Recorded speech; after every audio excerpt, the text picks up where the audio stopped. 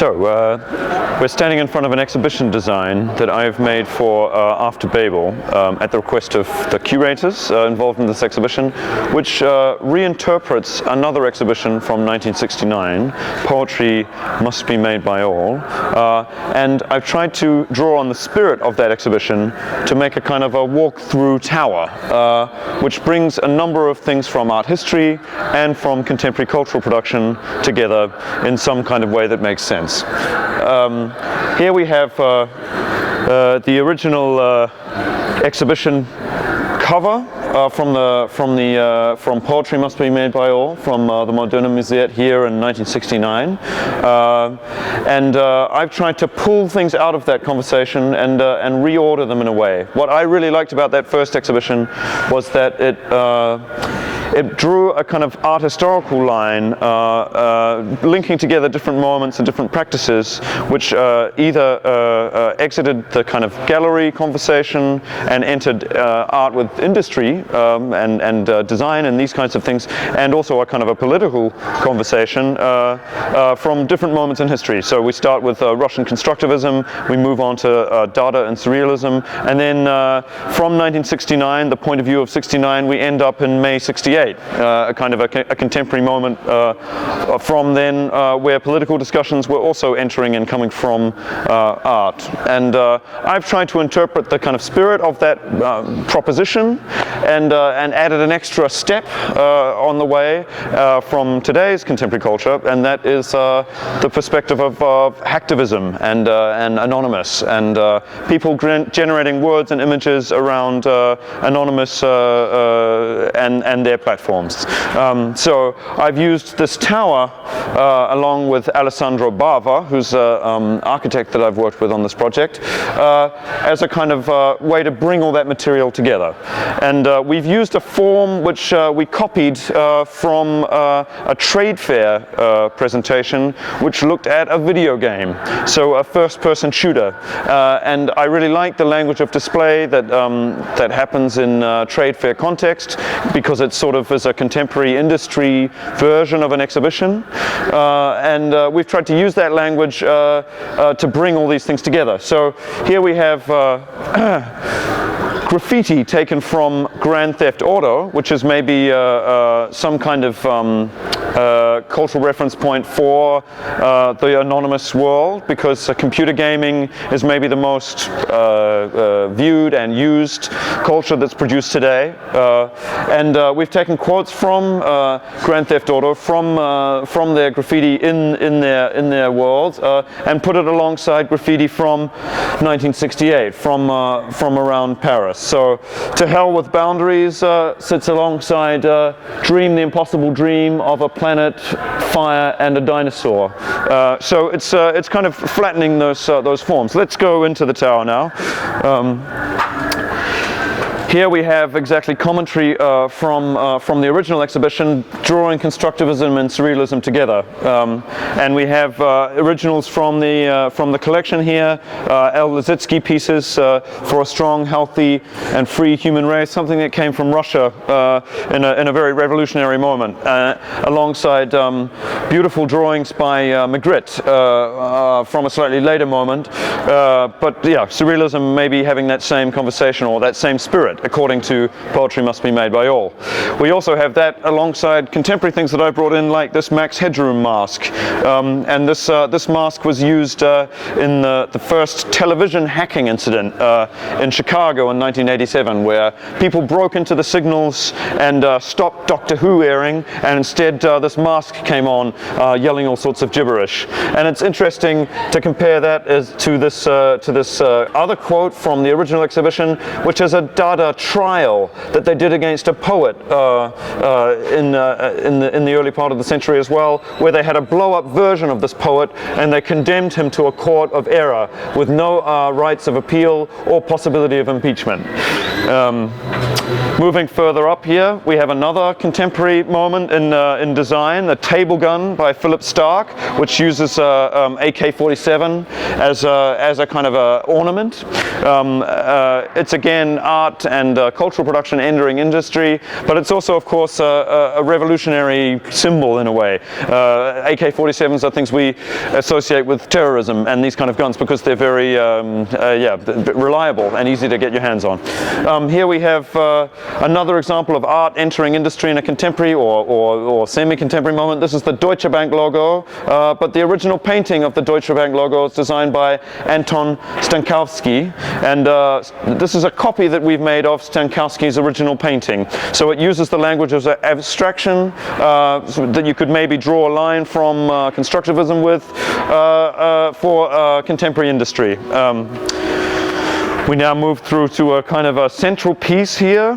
This is a architectural model we've made of a building that was again in the first exhibition. It's a constructivist building built by the Vesnine brothers in 1923, but now it's used as a Benetton store. So it's constructivist architecture, which has now become something of a contemporary use in industry.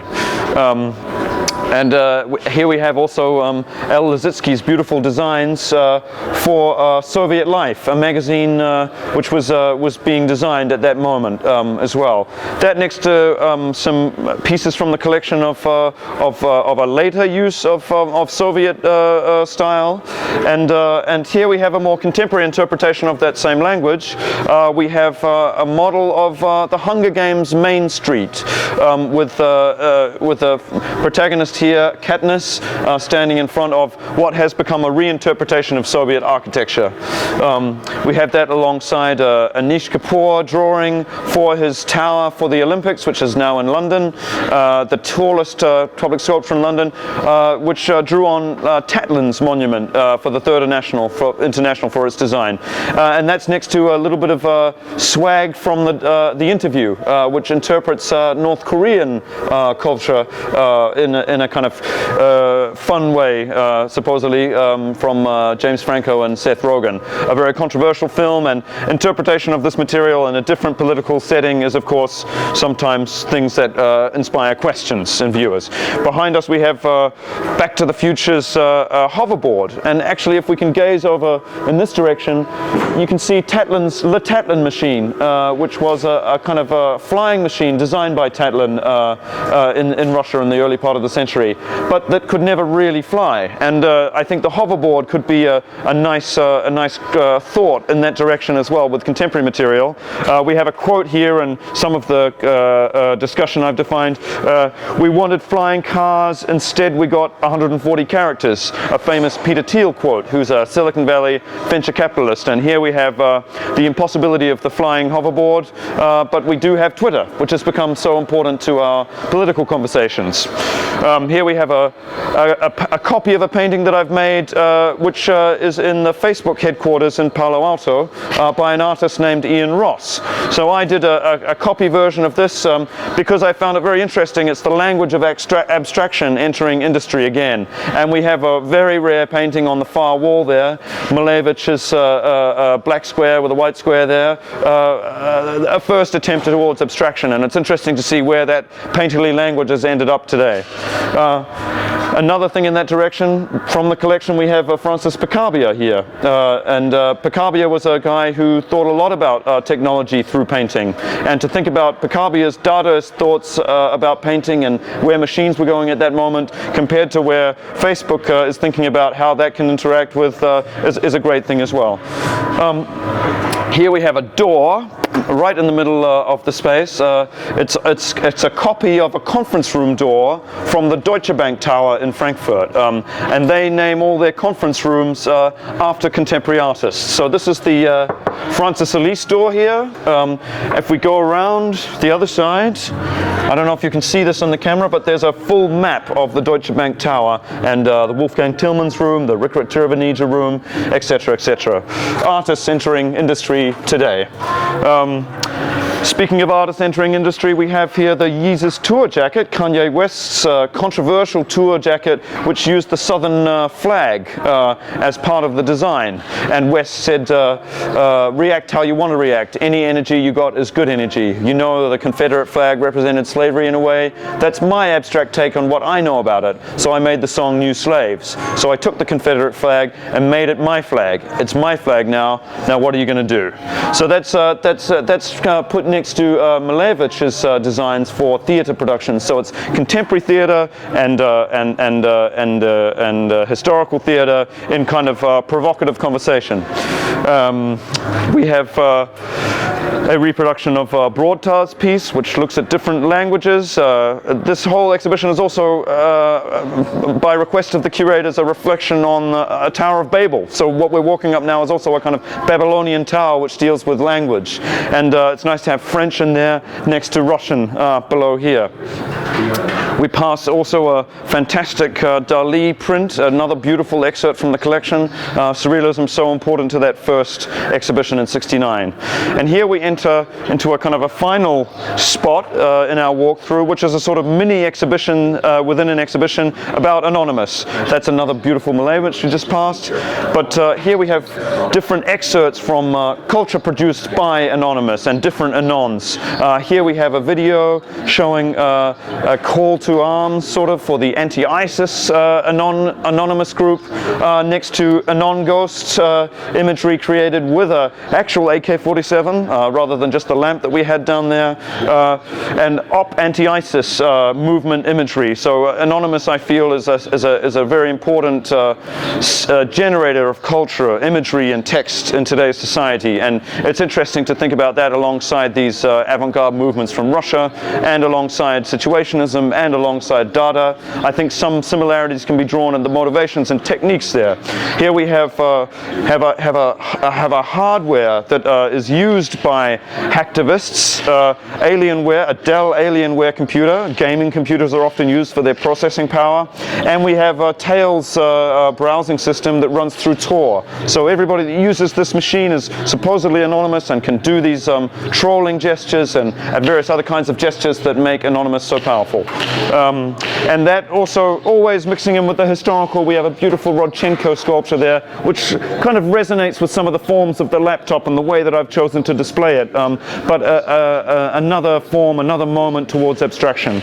We have the troll label there, such an important gesture for the Anonymous group, on top of a beautiful Magritte painting as well.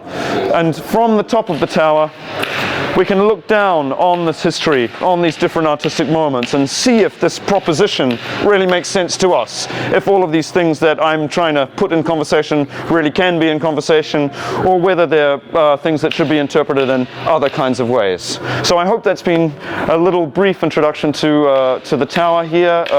There's other moments in it which I've sort of glossed over, but I think I've given the impression of the type of proposition I wanted to make with this exhibition design.